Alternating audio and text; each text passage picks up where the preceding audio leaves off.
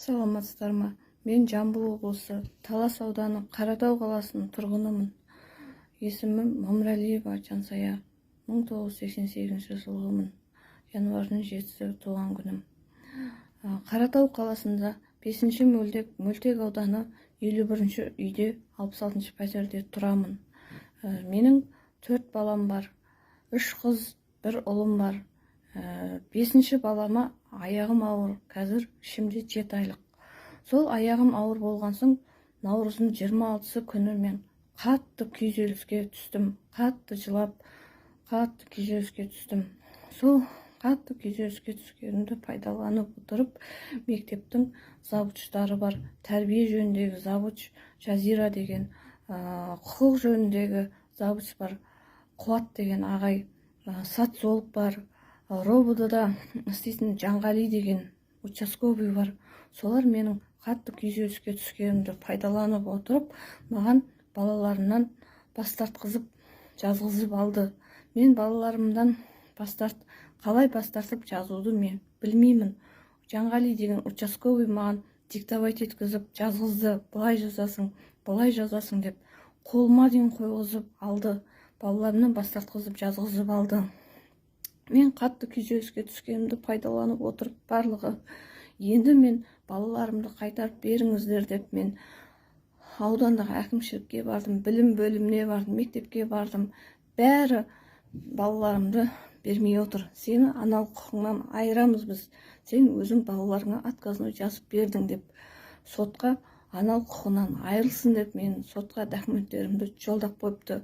Мен өз еркіммен бас тартып, мен балаларымнан бас тартып жазған жоқпын. Қатты күйзеліске түскеннен кейін, қатты күйзеліске түскенімді пайдаланып отырып, өздері участковый жазғызып алды маған. Мен қазір сол жерге балаларымнан бас тартып қалай жазғанымды мен қазір оқысам, мен білмеймін ештеңе не жазғанымды да. Енді мен балаларымды қайтарып алғым келеді.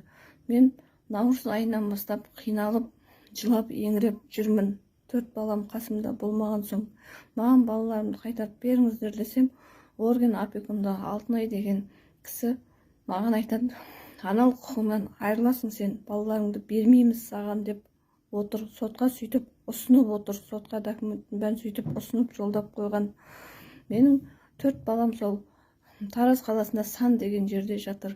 Менің сол 4 балам өтіп, сол үкіметке өтіп кеткеннен кейін, менің балаларымды асырап аламын деген жаңа Шоқан мектебінде Раиса деген тарих пәнінен беретін мұғалім кісіні де дайындап қойыпты. Бәрі завучы бар, опекун, орган опекундағы кісі бар. Бәрі мен балаларымды асырап алатын адам уже дайындап қойыпты.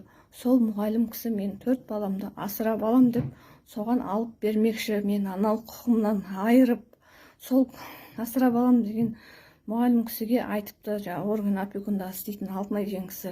3 ай оқисың деп жолдарында бәрін айтқан. Сол үшін өздері бәрі бір ауыздан болып мені жамандап сотқа, судьяға мені жамандап отыр. 4 баласы үйде аш қалған, 4 баласы үйде қараусыз қалды деп. Менің 4 балам үйде аш қалған емес. Менің 4 балам 16 жыл болды, мен ешкімнен бір үзім нан сұратқан емеспін. Аллаға шүкір, мен осы уақытқа дейін бала шағамды асырап бағып келе жатырмын. Бұл жерде менің тек қана бір қатем күйзеліске түскенім, күйзеліске ұшырағаным болып тұр. Аяғым ауыр болған соң, сол күйзеліске ұшырағанымды пайдаланып, бұлар қазір мен балаларымнан айырғысы келіп отыр, аналық құқығынан айырылсын деп. Мен 4 баламды ешкімге бермеймін. Мен 4 баламнан бас тартпаймын. Мен 4 баламды қайтарып өзіме алғым келеді. Мен 4 баламсыз мен өмір сүре алмаймын.